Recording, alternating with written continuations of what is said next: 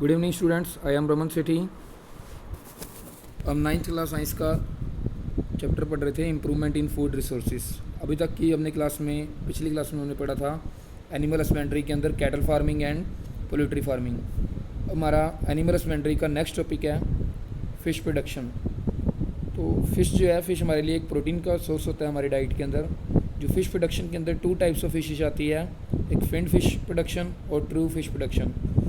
तो इसके अंदर क्या होता है कि वो फ़िश जिसके अंदर कार्टिलेज और बोनी फिशेज होती है, means fish which have their body made up of bones and और cartilage are called finned fish, and the production of these kind of fish is called finned fish production. तो इस तरह की fish production के अंदर जो कौन कौन सी फिशेस हैं जिनके एग्जांपल्स इस कैटेगरी के अंदर आते हैं वो हैं pomfret, tuna, cod, catla, prawns, rohu etcetera. तो these all are the names of fishes which are categorised as finned fish. Then unfinned fish production क्या होती है? The production of shellfish such as prawns and molluscs, कि वो fish जिनकी body के ऊपर shells होती हैं आर कॉल्ड अनफिन्ड फिश प्रोडक्शन। तो प्रॉन्स और मोलस्कस इस कैटेगरी के अंदर आते हैं। तो अब मोड ऑफ ऑब्टेनिंग फ़िश के अकॉर्डिंग जो है फ़िशिंग जो है 2 टाइप्स की होती है। फर्स्ट है कैप्चर फिशिंग। इसमें आता है कि naturally living fishes in various water bodies are captured, कि जो वाटर बॉडी अलग अलग वाटर बॉडीज़ होती है उन वाटर बॉडीज़ के अंदर जो नेचुरली फिशेस सर्वाइव करती है उनको जाकर पकड़ना, जैसे कि सी के अंदर से फिशेस को नेट लगा के पकड़ना, वो क्या कहलाता है? Capture fishing. एंड एक होता है कल्चर फिशिंग। अब कल्चर फिशिंग में क्या होता है? Fishes of desired variety are cultivated, reared and harvested in confined areas with utmost care to get maximum yield, कि जिस तरह की क्वालिटी की हम फिशेस चाहते हैं उनको पाला जाता है। उनको पालने के बाद उनको हार्वेस्ट किया जाता है। हार्वेस्ट करना मतलब जब वो मैच्योर हो जाती है, यूज़ करने लायक हो जाती है, तब उनको यूज़ किया जाता है। तो इस मेथड को कल्चर फिशिंग बोलते हैं या फिर एक्वाकल्चर भी बोला जाता है। तो aquaculture can be done in oceans, reverse, lake, pond etcetera. तो कल्चर फिशिंग या एक्वाकल्चर जो है हम ओशियन में भी कर सकते हैं, रिवर में भी कर सकते हैं, लेक्स एंड पॉन्ड्स में भी कर सकते हैं। तो when it is done in oceans it is called mariculture. तो जब कल्चर फिशिंग ओशियंस के अंदर की जाती है तो that is also called mariculture. तो अब फिशिंग के टाइप्स हैं, नेक्स्ट 4 टाइप्स। फर्स्ट है मैराइन फिशिंग क्या होती है? तो marine fishing include production in ponds, rivers, reservoirs, कि पॉन्ड, रिवर या अलग अलग वाटर रेजर्वायर का यूज़ करते हुए जो मैराइन वाटर का यूज़ करके जो फिशिंग की जाती है उनको मैराइन फिशिंग बोला जाता है। तो popular marine fishes varieties include pomfret, mackerel, tuna, sardines, Bombay duck. तो मैराइन फिशिश कौन कौन सी है? Pomfret, mackerel, tuna, sardine, Bombay duck, ये ऑल जो है वो फिशिश के नाम है जो मैराइन फिशिंग कैटेगरी के अंदर आती है। तो इनको हम मैराइन फिशिंग कैटेगरी के अंदर से ऑब्टेन करते हैं। तो some marine fish of high economic values are also farmed in sea water, कि सी वाटर का यूज़ करके भी हम हाई इकोनॉमिक वैल्यूज़ की मैराइन फिशिंग को ऑब्टेन करते हैं। तो this include finned fishes like mullets, bhetki and pearl sports. जो वो मैराइन फिशेस जिनकी इकोनॉमिक वैल्यू बहुत ज़्यादा है, जैसे कि जिनको बेचकर हमें हाई अमाउंट में इनकम मिलती है, तो उस कैटेगरीज की फिशेस हैं जो फिन्ड फिश की कैटेगरी में आती है, म्यूलेट, भेटकी एंड पर्ल स्पोर्ट्स। जो शेल फिश है, शेल फिश जो मैराइन फिशिंग से मिलती है हमें, जिनकी इकोनॉमिक वैल्यूज़ ज़्यादा है, उनके एग्जांपल्स हैं prawn, mussels and oysters as well as seaweed. तो ओस्टर जो है are also cultivated for pearls they make, कि ओस्टर्स को पर्ल लेने के लिए भी रियर किया जाता है, पाला जाता है। तो marine fish are caught using many kinds of fishing net from fishing boats, कि फिशिंग बोट के अंदर फिशिंग नेट लगाकर मैराइन फिशिंग करी जाती है। तो yields are increase by locating large school of fish in the open sea using satellites and echo sounders. तो जो मैराइन फिश को पकड़ने के लिए एक लार्ज स्कूल ऑफ फिश, मतलब कि फिशेस का झुंड जो है ज़्यादा अमाउंट में कहाँ है, कि किस जगह पे हमें ज़्यादा फिश मिल सकती है सी के अंदर, तो उसके लिए मॉडर्न टेक्नोलॉजी का यूज़ किया जाता है, कि सैटेलाइट का यूज़ करके या इको साउंडर्स का यूज़ करके पहले जो है फिशेस के बड़े झुंड जो हैं, बड़े ग्रुप जो हैं वो फाइंड कर लिए जाते हैं, फिर उसके बाद वहाँ पर नेट डाला जाता है ताकि जो हमें फ़िश की प्रोडक्शन जो है ज़्यादा मिल सके, एक बार नेट के अंदर लार्ज अमाउंट में फ़िश हम कैप्चर कर सकें। Then second type of fishing is inland fishing. तो इनलैंड फिशिंग क्या होती है? तो fresh inland water resources include canals, pond, reservoirs and rivers. तो canal, pond, water reservoir and rivers जो हैं वो फ्रेश वाटर रिसोर्सेज हैं। एक ब्रैकिश वाटर रिसोर्स होते हैं। ब्रैकिश वाटर रिसोर्स के अंदर क्या आता है कि वो वाटर रिसोर्स जहाँ पर सी वाटर एंड फ्रेश वाटर दोनों आकर मिक्स होते हैं, जैसे कि स्टैचुरीज एंड लैगून्स, ये ऐसी दो लोकेशंस हैं जिनके अंदर ब्रैकिश वाटर होता है। तो इनका भी यूज़ इनलैंड फिशिंग के लिए किया जाता है। तो yield is not too much high with capture fishing in such inland water bodies. तो इस तरह की इनलैंड वाटर बॉडीज़ के अंदर जो है, जो कैप्चरिंग करके जो यील्ड है, मतलब जो फिशिंग की जो प्रोडक्शन है वो लार्ज अमाउंट में नहीं होती, तो इसलिए most of the fish production from these resources is through aquaculture. तो इसलिए एक्वाकल्चर करके इनलैंड फिशिंग करी जाती है।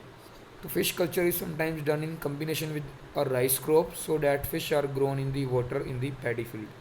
कई बार क्या होता है कि जो राइस क्रॉप, जिसको हम पैडी भी बोलते हैं, तो उस पैडी फील्ड के अंदर लार्ज अमाउंट में वाटर में स्टोर रखना पड़ता है, क्योंकि राइस क्रॉप की लार्ज अमाउंट में वाटर की डिमांड होती है। तो यानी कि जो राइस फील्ड जो होता है या पैडी फील्ड जो होता है वो भी एक लिटिल पॉन्ड की तरह होता है। तो उस लिटिल पॉन्ड के अंदर भी हम फिशिंग कर सकते हैं, वहाँ पर भी मछलियों को पाला जा सकता है। तो most intensive fish farming can be done in composite fish culture system. एक इनलैंड फिशिंग का ये एक टाइप है कंपोजिट फिश कल्चर सिस्टम। तो both local and imported fish species are used in such systems.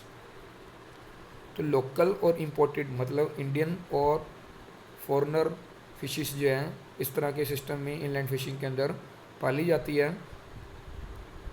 तो अब वो कंपोजिट फिश कल्चर क्या होता है उसके बारे में डिस्कस करते हैं। तो कंपोजिट फिश कल्चर जो है फिश कल्चर के अंदर एक मोस्ट इम्पॉर्टेंट टॉपिक है हमारे चैप्टर का। तो एग्ज़ाम्स में बहुत बार इस टॉपिक में से क्वेश्चन आते हैं, तो इस टॉपिक को आप अच्छी तरह से कीजिए। तो कंपोजिट फिश कल्चर सिस्टम क्या होता है कि ये वो सिस्टम है जिसके अंदर एक साथ एक ही फ़िश पॉन्ड के अंदर 5 से लेकर 6 टाइप की फ़िश स्पीशीज़ को एक साथ पाला जाता है। 5 और 6 फ़िश को नहीं, 5 और 6 टाइप की स्पीशीज़ को, मतलब 5-6 टाइप की अलग अलग फ़िश की नस्लों को एक साथ एक ही फ़िश पॉन्ड में पाला जाता है। तो उस सिस्टम को कंपोजिट फिश कल्चर बोलते हैं।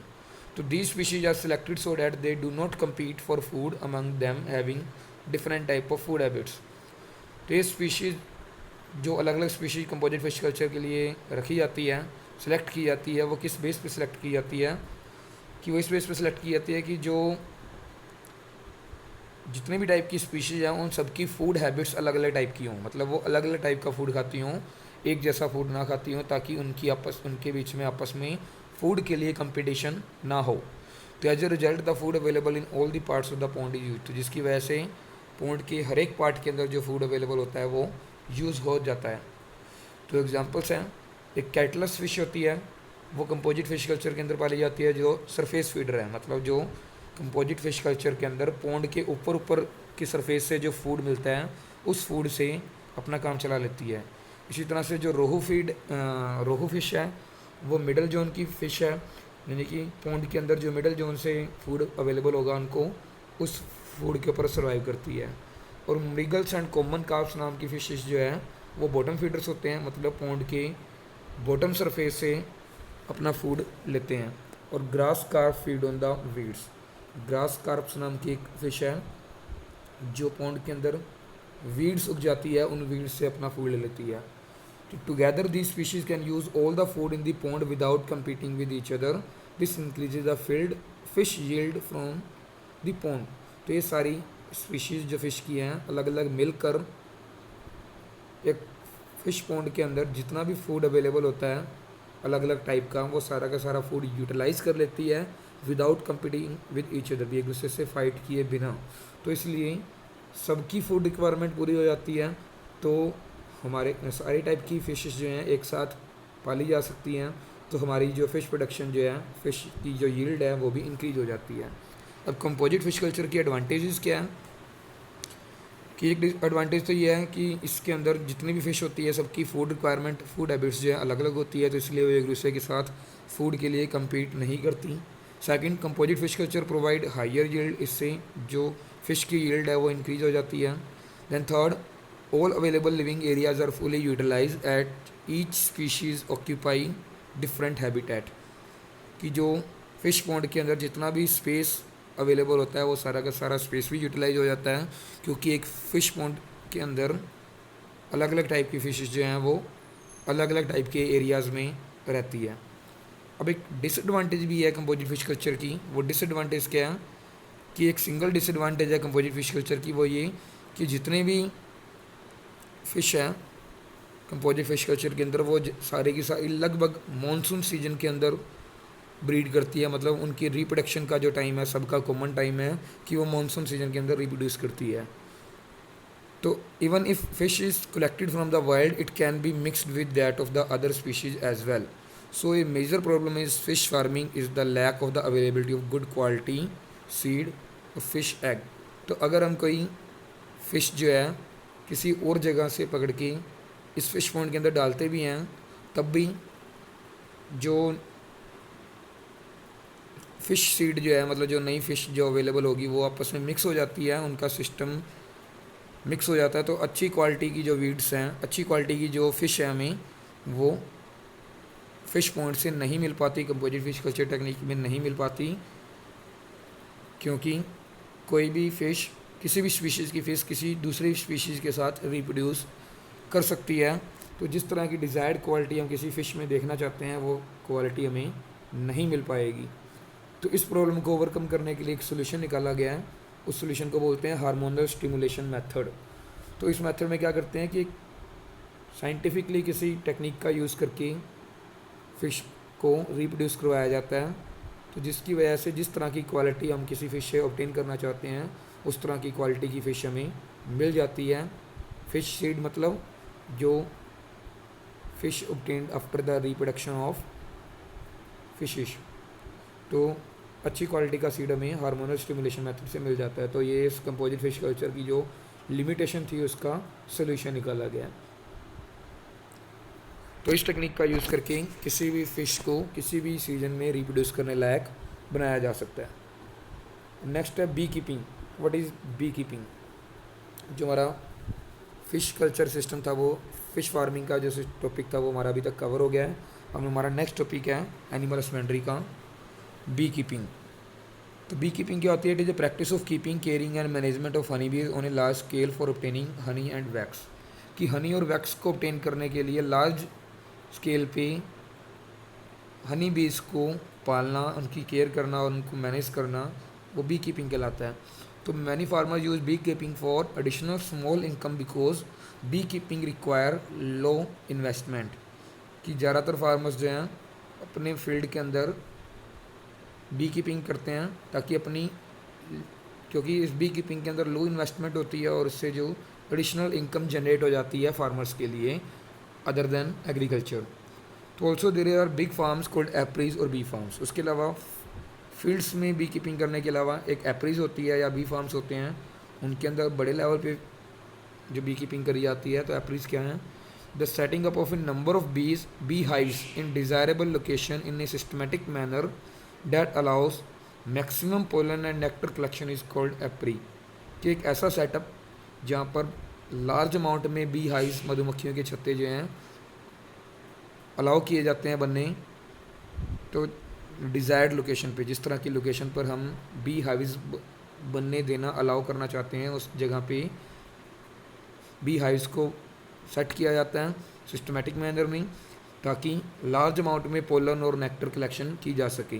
तो इस तरह की सेटअप को क्या बोलते हैं? एक एप्री बोलते हैं। यानी कि एक एप्री एक बी फार्म है जहाँ पर लार्ज नंबर में बीज को पाला जाता है सिस्टमेटिक मैनर में।